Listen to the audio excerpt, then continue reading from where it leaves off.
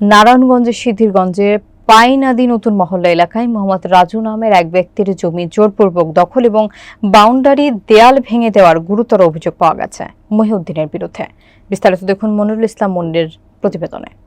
Narayanganj city কর্পোরেশনের ২ নম্বর ওয়ার্ডের সাবেক কাউন্সিলর ইকবাল হোসেনের ছত্রছায়ায় এ কাজ করেছে বলে অভিযোগ করেন ভুক্তভোগী। গতকাল বুধবার সকালে রাজু আহমেদ জানান, সরেজমিনে গিয়ে ঘটনাস্থলে নারায়ণগঞ্জ সিটি কর্পোরেশন ১ নম্বর ওয়ার্ডের পাইনাদি নতুন মহল এলাকায় এসে উক্ত জমিকে কেন্দ্র করে রাতের আধারে আমার জায়গার মধ্যে উপরোক্ত বিবাদীগণ ১ নম্বর বিবাদীর হুকুমে অজ্ঞাতনামা আরও ৮ থেকে ১০ জন বিবাদীরা দেশীয় তৈরি অস্ত্রসজ্জিত হয়ে বেআইনি অনধিকারভাবে আমার জায়গার মধ্যে থাকা একটি বাউন্ডারি দেয়াল ভেঙে ২০,০০০ টাকা ক্ষতি সাধন করে এবং জায়গার মধ্যে প্রবেশ করে একটি লোহার গেট যার মূল্য ২৫,০০০ টাকা নিয়ে যায়। এদিকে বিষয়টি জানতে চাইলে অভিযুক্ত মহিউদ্দিন বলেন, আমার জমিতে কে বা কারা দেয়াল নির্মাণ করার কারণে দেয়াল আমি ভেঙে দিয়েছি।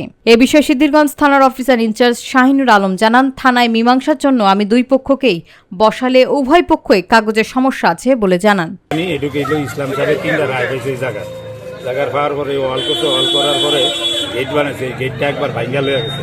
তখন থানা যে পানা না তাই ঠিক আছে, আপনারা মামলার যাই এই দখলে জোর করে ফোন করবেন না। যদি আপনারা একটা রায় লইতে পারেন তাহলে এই লোক আর ওই জায়গায় যাইব না।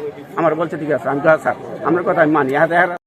দহলে আসি খাইতেছি, এর মধ্যে একজন একটা মামলা লাগাইছি। মামলা লাগানোর পরে নাগরিক করে জজ করে মামলা হয়েছে ৯টার পরে আবার এই ওয়ার্ডারে কাউন্সিলর ইকবাল ২ নম্বর ওয়ার্ডে ও জমি দুষ্প্রান্ত জানান যে জমি